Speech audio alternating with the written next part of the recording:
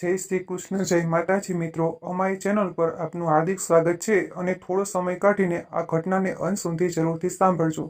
શાંતાબેન તેના નાના દીકરા સાથે મુંબઈ શહેરમાં રહેતા હતા। તે એક દિવસ સાંજના સમયે જમવા બેઠા એટલે એક રોટલી ખાઈ શાંતાબેન જેવા બીજી રોટલી લેવા માટે હાથ લાંબો કર્યો એટલે તેની વહુ આંખો ફાડીને કહેવા લાગી, માજી થોડી શરમ કરો, હવે કેટલું ખાશો તમે? એટલે શાંતાબેન પોતાનો હાથ પાછો ખેંચી લીધો અને એક રોટલી ખાઈને જ ઊભા થઈ ગયા। શાંતાબેનની વહુ તેની સાથે ઘણા દિવસોથી આવો વ્યવહાર કરી રહી હતી। તેને જમવામાં બસ એક જ રોટલી આપતી હતી અને જમવાના સમયે તેની પાસે બેસી જતી હતી અને શાંતાબેન બીજી રોટલી લેવા જતા એટલે તરત જ બોલી ઉઠતી કે માજી શરમ કરો, હવે તમે આ ઉંમરમાં કેટલું ખાશો? હવે આ ઉંમર ખાવાના અભરખા છોડી દો અને ઓછું જમીને તમારું સ્વાસ્થ્ય સુધારો। આ બધું અમારે ના શીખવાડવાનું હોય। આ સાંભળીને શાંતાબેન અફસોસ કરતા કરતા ઊભા થઈને પોતાના રૂમમાં જતા રહે છે। તેને ખૂબ જ ભૂખ લાગી હતી પણ તેની વહુએ તેને સરખું જમવાનું આપ્યું ન હતું। દરરોજ આવી રીતે ઓછું જમવાને લીધે શાંતાબેન કમજોર પડવા લાગ્યા હતા। તેનામાં હવે અશક્તિ દેખાઈ રહી હતી। હવે તેનાથી ભૂખ નહોતી થઈ રહી। વહુ જ્યારે પણ ઘરમાં કંઈ નવું બનાવતી તો તેને નહોતી આપતી। શાંતાબેન તેની વહુના આવા વ્યવહારથી થાકી ગઈ હતી અને તેના ઉપર તેને ખૂબ જ ગુસ્સો આવી રહ્યો હતો। શાંતાબેન તેના ખાટલે બેસીને રડી રહ્યા હતા।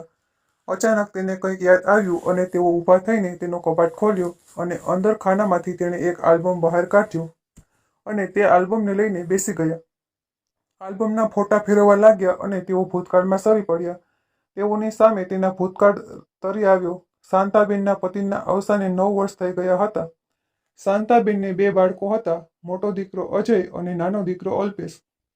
બંને દીકરાઓ સરકારી નોકરી કરતા હતા। મોટો દીકરો તેની પત્ની અને બાળકો સાથે બેંગ્લોરમાં રહેતો હતો અને શાંતાબેન તેના નાના દીકરા સાથે મુંબઈમાં રહેતા હતા। તેનો નાનો દીકરો મુંબઈમાં જ નોકરી કરતો હતો। અજયની પત્નીનું નામ લતા હતું અને અજયને 2 બાળકો હતા। અજય તેની અને બાળકો સાથે વર્ષમાં એકવાર જ પોતાના ઘરે આવતો હતો અને કહેવા ખાતર જ મહિનામાં એકવાર તેની માને ફોન કરતો હતો। અજયની પત્ની લતા તો ક્યારેય તેની સાસુને ફોન પણ નહોતી કરતી અને ક્યારેય તેમની સાસુના ખબર અંતર પણ નહોતી પૂછતી। પિતાજીના અવસાન પછી અજય અને તેની વહુએ ક્યારેય પણ તેની માને તેની સાથે રહેવા આવવા માટે નહોતું કહ્યું। જો તેમણે માને પોતાની સાથે આવવા માટે કહ્યું હોત તો શાંતાબેન તેની સાથે રહેવા માટે પણ તૈયાર હતા। શાંતાબેનને તો બંને દીકરાઓ સરખા હતા। તેઓ બંને દીકરાઓના વ્યવહારથી હવે થાકી ગયા હતા। શાંતાબેન ગામડે રહેતા હતા અને તેના પતિ ભગવાનભાઈને વધારે આવક ન હતી એટલે એક એક ટુકડો ભેગો કરીને તેઓ ઘર ચલાવતા હતા। તેણે ગાય રાખી હતી જેનું દૂધ વેચીને તેઓ ઘર ચલાવતા હતા અને ભગવાનભાઈની જે આવક થતી હતી તે બચાવીને રાખતા હતા। એકની કમાણીથી ઘર ચાલતું હતું અને એકની કમાણીથી બચત થતી હતી। જ્યારે ખૂબ જ વધારે જરૂર પડતી ત્યારે તેઓ ભગવાનભાઈના રૂપિયા વાપરતા હતા। સાસુ સસરા તરફથી તેઓને જે ઘર મળ્યું હતું તે એકદમ નાનું હતું અને કાચી માટી અને નળિયાવાળું હતું। શાંતાબેન તેની મહેનત અને સમજદારીથી તેના ભાઈની લગભગથી મુંબઈ શહેરમાં એક સારું ઘર ખરીદી લીધું હતું। તેઓ ખૂબ કરકસર કરીને 2 બાળકોનું ભવિષ્યનું વિચારતા હતા અને એટલે જ તેમણે મુંબઈમાં મકાન ખરીદીને રોકાણ કર્યું હતું। શાંતાબેન અને ભગવાનભાઈ એ બંને બાળકોને સારી સ્કૂલમાં ભણાવ્યા હતા અને સારી કોલેજમાં એડમિશન અપાવ્યું હતું અને ખૂબ જ મહેનત કરીને બંને બાળકોને સારી નોકરી પણ લગાવી દીધા હતા। જ્યારે બંને બાળકોને નોકરી લાગી ગઈ તો બંને બાળકોના સારા ઠેકાણા ગોતીને લગ્ન પણ કરાવી દીધા। બંને દીકરા અને વહુનો વ્યવહાર તો પહેલાં ખૂબ જ સારો હતો પણ જ્યારથી ભગવાનભાઈ અવસાન પામ્યા પછી બંને દીકરાઓ અને વહુઓ પોતાના પરિવારમાં વ્યસ્ત થઈ ગયા। આ બધું તો શાંતાબેન સહન કરી રહ્યા હતા પરંતુ થોડા દિવસથી કોમલ તેની સાથે જે વ્યવહાર કરી રહી હતી તે તેનાથી સહન નહોતું થઈ રહ્યું। અલ્પેશને પણ તેની પત્નીના આવા વ્યવહારની ખબર ન હતી કારણ કે તે વહેલો સવારે ઓફિસે જતો રહેતો હતો અને રાત્રે પણ ઓફિસથી મોડો આવતો હતો અને જે દિવસે તેને ઓફિસમાં રજા રહેતી એ દિવસે તે આખો દિવસ આરામ કરવામાં કાઢી નાખતો હતો અને બાકીના સમયમાં તે ઓફિસનું વધારાનું કામ કરી લેતો હતો અને જે સમય બચતો હતો એ સમયમાં તે બાળકો અને પત્ની સાથે બહાર ફરવા જતો રહેતો હતો। શાંતાબેન એ ગૃહિણી હતા અને તેણે તેની આવડત અને સમજદારીથી પોતાના જીવનમાં ઘણું બધું શીખી લીધું હતું। તેઓ એટલા સીધા પણ ન હતા કે તેના પર થયેલા અત્યાચાર તેઓ ચૂપચાપ સહન કરતા રહે પરંતુ પોતાના બાળકો સામે તેના મા બાપ હંમેશા નમતું મૂકી દેતા હોય છે આલ્બમને જોતા જોતા તેની આંખોમાંથી આંસુ સરવા લાગે છે અને તેઓ ચોધા આંસુએ રડવા લાગે છે અને તેના પતિને યાદ કરવા લાગે છે. એક ફોટાને જોઈને તેને યાદ આવવા લાગે છે કે એક જમાનામાં તેઓ કેવા હતા અને આજે તેની વહુએ તેની કેવી હાલત કરી નાખી છે. તેના પતિનો ફોટાને જોઈને તેનામાં એક ઊર્જા જાગી ઉઠી અને મનમાં ને મનમાં નિર્ણય કરી લીધો કે હવેથી હું મારા બાળકોનો અત્યાચાર સહન નહીં કરું. અમે આટલી મહેનત મજૂરીથી આ ઘર બનાવ્યું હતું અને આ જ ઘરમાં મારી કોઈ ઇજ્જત નથી. મને સમયસર જમવાનું પણ નથી મળી રહ્યું અને ભૂખી રાખી રહ્યા છે. હવે વધારે હું આ દુઃખ સહન નહીં કરું. જેવું એણે આલ્બમ બંધ કર્યો એટલે એની નજર ઘરના કાગળ પર પડે છે. તેનું ઘર તેના નામ ઉપર જ હતું. આ કાગળો જોઈને શાંતાબેનને વધારે હિંમત આવી ગઈ અને તેણે નક્કી કરી લીધું કે હવે તેના બાળકોની અકલ ઠેકાણે લગાવવાનો સમય આવી ગયો છે. તેણે આલ્બમ અને મકાનના કાગળોને કબાટમાં રાખી દીધા અને કબાટ બંધ કરીને તાળું લગાવી દીધું અને ચાવી તેના ઠેકાણે મૂકી દીધી અને તેના ઘરમાંથી તે બહાર નીકળી ગયા. શાંતાબેન પાડોશમાં રહેતી તેની બહેનપણી સલ્લાબેન પાસે જાય છે. સલ્લાબેન તેના રૂમમાં બેસીને ભગવાનનો પાઠ કરી રહ્યા હતા. શાંતાબેનને આવતા જોઈને તેઓ ખુશ થઈ ગયા અને તેમની પાસે આવીને બેસવા માટે કહ્યું. તેમને પૂછવા લાગી કે બહેન, શું વાત છે? બધું બરાબર તો છે ને? તને કંઈ થયું તો નથી ને? આજે આ સમયે કેમ આવવાનું થયું? એટલે શાંતાબેને કહ્યું, બહેન, હું તમને શું કહું? મારી વહુએ મને ખૂબ જ હેરાન કરી છે. જ્યારે પણ જમવા બેસું એટલે મને એક જ રોટલી ખાવા આપે છે. બીજી રોટલીને હાથ પણ લગાવવા દેતી નથી. ઘણા દિવસો થઈ ગયા વહુઓનો આવો વ્યવહાર જોઈને. હવે હું આવા વ્યવહારથી થાકી ગઈ છું. બહેન, તને તો પહેલાથી જ ખબર છે કે આપણા લગ્ન આગળ પાછળ જ થયા હતા અને તું પહેલાથી જ અમારી સાથે છે. અમે અમારું ઘર બનાવવા માટે કેટલું કર્યું હતું અને સાથે સાથે બાળકોને પણ મોટા કર્યા હતા. તેમને ભણાવવા ગણાવ્યા હતા. આ બધું કરવા માટે અમે દિવસ રાત એક કરી નાખ્યા હતા. ત્યારે અમને સુખના દિવસો જોવા મળ્યા હતા. અમે બાળકોના ભણતર અને ઉછેરમાં કોઈ કમી નહોતી રહેવા દીધી. અમે દુઃખ વેઠીને પણ કામ કરતા હતા અને આ બધું ભેગું કર્યું હતું. આજે એ જ દીકરાઓ અને વહુઓ કબજો જમાવીને બેઠા છે. મને જ રોટલી ગણીને ખાવા આપી રહી છે.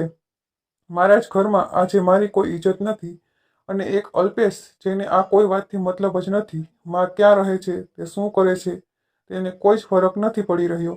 ઘરમાં પોતાનો હક હિસ્સો માંગવા માટે તું જલ્દી આવી જશે, પણ આ જેનું ઘર છે, જેને આટલી મહેનત કરીને બનાવ્યું છે, તેને તો કોઈ પૂછતું જ નથી.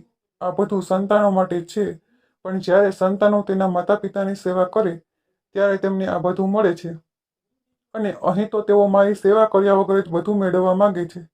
માતા પિતા પાસે કંઈ હોતું નથી તો પણ તેઓ દીકરાને ખુશ રાખવા માટે મહેનત કરતા હોય છે. પરંતુ આજકાલ દીકરાઓ તો માતા પિતાની પ્રોપર્ટી ઉપર જ નજર રાખીને બેઠા હોય છે અને તેની ઘડપણમાં સેવા પણ નથી કરવી હોતી. સરલાબેન શાંતાબેનની હામાં હા ભેળવીને કહે છે, બહેન, તમે સાચું કહી રહ્યા છો અને આ તો આજે બધા જ ઘરોમાં થઈ રહ્યું છે. મારી સાથે પણ દીકરો અને વહુ આવો જ વ્યવહાર કરવા લાગ્યા હતા.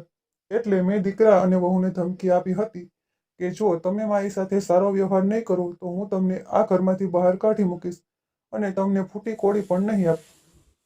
ત્યારે મારી વહુ અને દીકરો મારી સાથે સારો વર્તાવ કરવા લાગ્યા. પણ શાંતાબેન ઉદાસ થઈને કહેવા લાગ્યા, બહેન, તમે તો મારા ભાઈનો સહારો છો. મારા ભાઈએ બધું ઠીક કરી દીધું છે, પણ હું શું કરું? જો મારા પતિ પણ જીવતા હોત તો મારો આ દિવસ ના જોવો પડે, પણ તેનો સાથ મારી જિંદગીમાં નહોતો અને તેઓ સ્વર્ગે સિધાવી ગયા. મને તો લાગતું હતું કે ભગવાને મને 2 દીકરા આપ્યા છે અને તેઓ મારા ઘડપણમાં મારો સહારો બનશે. પરંતુ અત્યારે તો બંને દીકરાઓ પોતાની દુનિયામાં મસ્ત છે અને કોઈ મારી સામે નથી જોઈ રહ્યું. બસ તેઓ પોતાની વહુ અને બાળકોની સાથે મજાની જિંદગી જીવી રહ્યા છે. અત્યાર સુધી તો હું એવું વિચારતી હતી કે હું એકલી વિધવા સ્ત્રી શું કરી શકવાની, પણ હવે આ બધું બહુ થયું. હું મારા દીકરાઓને દેખાડીશ કે એકલી વિધવા સ્ત્રી શું કરી શકે છે. સ્ત્રી પોતાના બાળકોને જન્મ આપીને આ દુનિયામાં લાવી શકે અને મોટા કરી શકે, એ બધું જ કરી શકે છે. હવે મારા દીકરાઓ અને વહુને લાઈન ઉપર મારે જ લાવવા પડશે અને એ માટે જ હું આજે તમારી પાસે આવી છું. બહેન, મારે તમારી પાસે એક કામ છે. શાંતાબેને સાંત્વના આપતા સરલાબેન કહે છે, બહેન, જણાવો, હું તમારી શું મદદ કરી શકું? હું તમારી મદદ કરવા માટે તૈયાર છું. એટલે શાંતાબેને એક ફોન નંબર કાઢ્યો અને સરલાબેનને આપ્યો અને કહ્યું કે આ નંબર મારા દીકરા અજયનો છે અને તમે તેને ફોન કરીને કહો કે તારી માની તબિયત ખૂબ જ ખરાબ છે અને તારો નાનો ભાઈ અલ્પેશ તમારું ઘર તમારી મા પાસેથી એના નામ ઉપર કરી રહ્યો છે અને જો તમારે તેમાં ભાગ જોતો હોય તો તમે જલ્દીથી અહીં આવી જાઓ, નહીંતર તમને કંઈ મળશે નહીં. એટલે સરલાબેને કહ્યું, ઠીક છે બહેન, હું અત્યારે જ તેને ફોન કરું છું. એટલે સરલાબેન તેના પતિ પાસેથી ફોન લીધો અને અજયને ફોન કરવા લાગી અને શાંતાબેનની સામે જ તેના દીકરાને ફોન કરીને આ વાત કહી સંભળાવી. સરલાબેનની વાત સાંભળીને અજય ચોંકી ગયો. તેણે સરલાબેનને કહ્યું, કાકી, સારું થયું તમે અમને ફોન કરીને આ બધી જાણ કરી. તમારો ખૂબ ખૂબ આભાર. હું મારી પત્ની અને બાળકો સાથે અત્યારે જ ત્યાં આવવા માટે નીકળું છું. આટલું કહી તેણે ફોન કાપી નાખ્યો અને સરલાબેન શાંતાબેનને કહ્યું કે તમારો દીકરો કાલ સવાર સુધીમાં અહીં આવી જશે. એટલે શાંતાબેને મનમાં ને મનમાં આગળનો પ્લાન તૈયાર કરી રાખ્યો અને સરલાબેનનો આભાર માનીને પોતાના ઘરે પાછી આવી ગઈ. પોતાના રૂમમાં જઈને આરામથી સૂઈ ગઈ અને સવાર પડવાની રાહ જોવા લાગ્યા.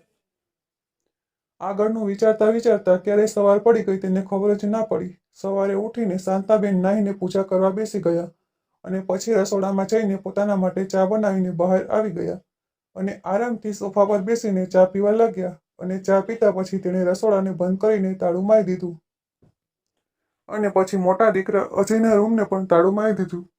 અલ્પેશ અને કોમલ હજુ ઊંઘી રહ્યા હતા. મિત્રો, આગળ શું બન્યું એ ઘટનાની વાત કરીએ તેના પહેલાં જો આપ ચેનલ પર નવા દર્શક હોય તો નીચે આપેલું સબસ્ક્રાઇબનું બટન દબાવીને ચેનલને અત્યારે જ સબસ્ક્રાઇબ કરી લેજો, જેથી દરેક નવો એપિસોડની માહિતી આપને સમયસર મળતી રહે. રવિવારનો દિવસ હતો એટલે બાળકોને પણ રજા હતી અને અલ્પેશને પણ ઓફિસે રજા હતી. એટલે તેઓ બધા આજે મોડા સુધી આરામ કરી રહ્યા હતા. શાંતાબેન સોફા પર બેસીને બધાની રાહ જોવા લાગ્યા. થોડી વાર પછી કોમલ જાગી અને તેણે હાથ મોઢું ધોયા પછી તે ચા બનાવવા માટે રસોડા તરફ ચાલતી થઈ. તેણે જોયું તો રસોડાની બહાર તાળું મારેલું હતું. આ જોઈને કોમલના હોશ ઉડી ગયા. તે ગુસ્સામાં આવી ગઈ અને કહેવા લાગી કે આ રસોડામાં તાળું કોણે માર્યું છે અને આ બધું શું થઈ રહ્યું છે. તેણે તેની સાસુની સામે નજર કરી અને પૂછવા લાગી, માજી, આ બધું શું છે અને તમે કેમ આમ આરામથી બેસેલા છો? કોમલે જ્યારે 3-4 વાર તેની સાસુને પૂછ્યું ત્યારે શાંતાબેને ખૂબ જ આરામથી કહ્યું કે બેટા, રસોડામાં મેં તાળું લગાવ્યું છે. એટલે કોમલે ખૂબ જ ગુસ્સામાં આવી ગઈ અને કહેવા લાગી કે માજી, તમારી હિંમત કઈ રીતે થઈ આ રસોડામાં તાળું લગાવવાની? આ સાંભળીને શાંતાબેન પણ ગુસ્સામાં આવી ગયા અને તેઓ સોફા પરથી ઊભા થઈને કોમલને જોરથી 2 થપ્પડ મારી દીધી. અચાનક થપ્પડ લાગવાથી કોમલ નીચે જમીન પર પડી જાય છે. એટલે શાંતાબેન કહેવા લાગ્યા કે વહુ બેટા, આ હાથને હલકો ના સમજતી. મહેનત મજૂરી કરીને આ હાથ મજબૂત થયા છે. હવે જો મારી સાથે આવી રીતે ઊંચા અવાજમાં વાત કરીશ તો હું તારી જીભ ખેંચી લઈશ. આ જોઈને કોમલ સ્તબ્ધ થઈ ગઈ અને ગભરાઈ ગઈ. તેણે તેની સાસુનું આવું વિકરાળ રૂપ પહેલી વાર જોયું હતું. તે તો તેની સાસુને સીધી સાદી અને ગામડાની ઘરેલું સમજતી હતી, પણ તેને નહોતી ખબર કે શાંતાબેન એટલા સીધા સાધા મહિલા નથી કે જે તેની વહુનો ત્રાસ ચૂપચાપ સહન કરતા રહે. બહારનો આટલો બધો અવાજ સાંભળીને અલ્પેશ જાગી જાય છે અને બહાર આવીને જુએ છે તો તેની પત્ની ગાલ પર હાથ રાખીને જમીન ઉપર બેઠી છે. એટલે અલ્પેશે પૂછ્યું કે સવાર સવારમાં આ શેનો ઝઘડો થઈ રહ્યો છે અને તું કેમ અહીંયા નીચે બેઠી છે? તને શું થયું? એટલે શાંતાબેન ગુસ્સામાં કહ્યું કે બેટા, તું તો જાણે એમ પૂછી રહ્યો છે કે તું આ ઘરમાં રહીને પણ તને કંઈ ખબર નથી કે તારી પત્ની મારી સાથે કેવો વ્યવહાર કરી રહી છે. અત્યાર સુધીમાં તે તારી પત્નીને કંઈ ના કહ્યું, એટલે હું જ આજે બધું ઠીક કરી દઈશ. એટલે અલ્પેશે કહ્યું કે માં, તમને શું થયું છે એ તો મને કહો. એટલે શાંતાબેને કહ્યું કે એ બધું તું મને ના પૂછ, તારી પત્નીને પૂછી લે કે એ મને એક રોટલીથી વધારે કેમ ખાવા નથી આપતી. હું એક રોટલી ખાઈને બીજી રોટલી લેવા જાઉં છું તો એ મને કહે છે કે શરમ કરો માજી, તમે કેટલું ખાશો? તમને આટલું બધું ખાતા શરમ નથી આવતી? તે ઘણા દિવસથી મારી સાથે આવો વ્યવહાર કરે છે અને ઘરમાં કોઈ પણ સારી વસ્તુ બનાવે છે તો મને નથી આપતી. આજે મારા જ ઘરમાં મને ગણી ગણીને રોટલી ખાવા માટે આપે છે. હવે આ બધું હું વધારે સહન નથી કરી શકતી. આ ઘર મેં અને તારા પપ્પાએ મહેનત કરીને બનાવ્યું છે અને આ ઘર ઉપર તમારો કોઈ અધિકાર નથી. આ રસોઈ ઉપર જે તારી પત્ની અધિકાર જમાવીને બેઠી છે એ રસોઈ પણ મેં જ બનાવી છે અને બધો સામાન પણ મારો જ છે. તેની માના આ શબ્દો સાંભળીને અલ્પેશની આંખો ફાટી ગઈ. તેણે ક્યારેય સપનામાં પણ નહોતું વિચાર્યું કે તેની પત્ની તેની મા સાથે આવો વ્યવહાર કરતી હશે. એ તો બસ તેના કામમાં વ્યસ્ત રહેતો હતો. તેને ઘરની કોઈ પણ જાતની ખબર નહોતી. અલ્પેશે ગુસ્સામાં કોમલને પૂછ્યું કે માં જે કહી રહ્યા છે તે સાચું છે, પણ કોમલના મોઢામાંથી એક પણ શબ્દ નીકળ્યો નહીં. તે પોતાનું માથું નીચું કરીને બેઠી હતી. એટલે અલ્પેશ સમજી ગયો કે તેની માં સાચું કહી રહી છે. અલ્પેશને તેની પત્ની ઉપર ખૂબ જ ગુસ્સો આવ્યો અને તેની પાસે જઈને તેને મારવા લાગે છે. એટલી વારમાં જ દરવાજાનો બેલ વાગે છે અને અલ્પેશ તેના ગુસ્સાને થોડો શાંત કરીને દરવાજો ખોલવા માટે જાય છે. દરવાજો ખોલતાની સાથે જ સવારમાં તેના ભાઈ ભાભી અને બાળકોને જોઈ હેરાન રહી જાય છે અને તે કહેવા લાગે છે, અરે ભાઈ ભાભી, તમે આજે સવારમાં બધું ઠીક તો છે ને? તમે આવી રહ્યા છો એ જાણ પણ ના કરી. એટલે અજય પણ તરત જવાબ આપ્યો કે તે પણ અમારાથી ઘણું છુપાવીને રાખ્યું છે, તો શા માટે તને બધું કહી દઈએ. આટલું કહીને અજય અને તેની પત્ની અને બાળકો ઘરની અંદર પ્રવેશ કરે છે. કોમલ તેના જેઠ અને જેઠાણીને જોઈને ગભરાઈને ઊભી થઈ જાય છે. જેવા અજય અને લતા ઘરમાં પ્રવેશ કરે છે તો સામે સોફા ઉપર લતાબેન એકદમ સહી સલામત આરામથી બેઠા હોય છે. આ જોઈને તેઓ બંને ચોંકી જાય છે અને કહેવા લાગે છે કે માં, તમે તો બિલકુલ ઠીક છો અને અમને તો કંઈક બીજું જ જાણવા મળ્યું હતું. એટલે શાંતાબેને કહ્યું કે હા બેટા, તું તો મારા મરવાની રાહ જોઈને બેઠો હતો. તને લાગતું હતું કે તારી માં હવે મરણ પથારીએ પડી છે, તો મકાનમાં ભાગ પાડી લઈએ અને પોતાનો હક હિસ્સો મેળવી લઈએ. એમ તો ક્યારેય તને માની યાદ આવતી નથી અને આજે જ્યારે પોતાનો હક હિસ્સો જોતો છે તો ઝડપથી દોડીને ઘરે આવી ગયો. આ સાંભળીને અજય શર્મિંદગી અનુભવવા લાગ્યો અને કહેવા લાગ્યો કે માં, એવી કોઈ વાત નથી. એટલે શાંતાબેને કહ્યું કે જો આ વાત નથી તો બીજી કઈ વાત છે? અને તને ફોન કરવા માટે સરલા માસીને મેં જ કહ્યું હતું અને તારી પત્ની તો ક્યારેય મારા હાલચાલ પણ પૂછતી નથી. માજીની તબિયત સારી છે કે નહીં તે પણ ક્યારેય પૂછ્યું નહીં. આજે મેં તને અહીંયા એટલા માટે બોલાવ્યો છે કે હું તમને બંનેને કહી શકું કે હું આ ઘરનું શું કરવાની છું. અજય અને લતાની નજર તેના રૂમ અને રસોડા પર પડે છે, જેના ઉપર તાળું લાગેલું હોય છે. એ બંને કંઈક સમજે એ પહેલા જ શાંતાબેન કહેવા લાગે છે, તમે બંને દીકરાઓએ મેં કેટલા દુઃખ સહન કરીને મોટા કર્યા હતા. તમને બંનેને કોઈ પણ ચીજ વસ્તુઓની કમી નહોતી રહેવા દીધી. જે માંગતા એ અમે લાવીને હાજર કરી આપતા અને આજે તમારા બંને માટે માની એક રોટલી પણ ભારી પડી રહી છે. તમારા જેવા નાલાયક દીકરાઓ તો તેની માને 2 રોટલી શાંતિથી ખાવા ન આપી શકતા હોય તો હું તમને મારું ઘર શા માટે આપું? અમે જેટલી મહેનત મજૂરી તમારા માટે કરી છે એ મહેનત મજૂરી તમે તમારા બાળકો માટે કરશો અને તે બાળકો તમને તમારા ઘડપણમાં તમારી સાથે આવો વ્યવહાર કરશે ત્યારે તમને કેવું લાગશે? અને ત્યારે તમને ખબર પડશે કે તમે તમારી મા સાથે કેવો વ્યવહાર કર્યો છે. હું આજે એક નિર્ણય કરી રહી છું કે હવેથી હું વૃદ્ધાશ્રમમાં જઈને રહીશ અને આ ઘર પણ હું વૃદ્ધાશ્રમને દાન કરી દઈશ. આ સાંભળીને બંને દીકરાઓ અને વહુના હોશ ઉડી ગયા અને બંને દીકરાઓ હાથ જોડીને તેના પગમાં પડી ગયા અને રડતા રડતા કહેવા લાગ્યા, માં, અમને માફ કરી દો. અમારાથી બહુ જ મોટી ભૂલ થઈ ગઈ છે. તમે આવો કઠોર નિર્ણય ના લ્યો. હવેથી અમે આવી ભૂલ ક્યારેય નહીં કરીએ. તમે અમારી સાથે આવું કરશો તો અમે ક્યાંયના નહીં રહીએ. અમારાથી ભૂલ થઈ ગઈ છે. અમને માફ કરી દો. અમે હવે તમને ક્યારેય પણ હેરાન નહીં કરીએ અને તમને ક્યારેય દુઃખ નહીં આપીએ. તમે જેમ કહેશો એમ જ કરીશું. અને તેની બંને વહુ પણ તેના પગમાં પડી ગઈ અને રડવા લાગી, માફી માંગવા લાગી અને કહેવા લાગી કે માજી, અમારી ભૂલ થઈ ગઈ છે. તમે જો સજા આપશો તે અમને ભોગવવા તૈયાર છીએ, પણ અમારી સાથે આવો અન્યાય ના કરશો. શાંતાબેને કહ્યું કે હું તમને માફ કરી દઈશ, પણ મારી એક શરત છે અને જો તમે એ માનવા તૈયાર થશો તો જ હું તમને માફ કરીશ. નહીં હું આ ઘર વૃદ્ધાશ્રમમાં આપીને વૃદ્ધાશ્રમમાં રહેવા જતી રહીશ. બંને દીકરાઓ કહેવા લાગ્યા કે માં, તમે જે કહેશો એ અમને મંજૂર છે. એટલે શાંતાબેને કહ્યું કે મારી પહેલી શરત એ છે કે તમે બંને મારા મહિનાનો ખર્ચ મને આપશો અને બીજી શરત એ છે કે તમારી મારી બધી વાત માનવી પડશે અને મારા વિરુદ્ધમાં તમારે કોઈ પણ કામ નથી કરવાનું. તમારે જે પણ કરવું હોય તે મને પૂછો પછી જ કરવાનું છે અને મારું જ્યારે પણ મન થશે ત્યારે હું તમારા બંનેના ઘરે રહી શકીશ અને તમારી બંનેની પત્નીઓએ મારું માન સન્માન કરવું પડશે. મારી સાથે સારો વ્યવહાર કરવો પડશે અને મારી સેવા ચાકરી કરવી પડશે. જો મારી આ શરત તમને મંજૂર હોય તો ઠીક છે, નહીંતર હું આજે જ વૃદ્ધાશ્રમમાં ચાલી જઈશ. એટલે બંને દીકરાઓ અને વહુઓએ એકસાથે કહેવા લાગ્યા કે માજી, અમને તમારી શરત મંજૂર છે. તમે જેમ કહેશો એમ કરવા માટે અમે તૈયાર છીએ. અમે હવે તમને દુઃખી નહીં થવા દઈએ. અમને નાના બાળકો સમજીને માફ કરી દો.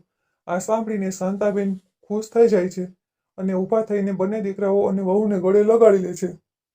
રસોડામાં અને રૂમના તાળા ખોલી નાખે છે અને તેની વહુને કહેવા લાગે છે કે બંને રસોડામાં જઈને બધા માટે સરસ મજાનો નાસ્તો બનાવીને લેતા આવો.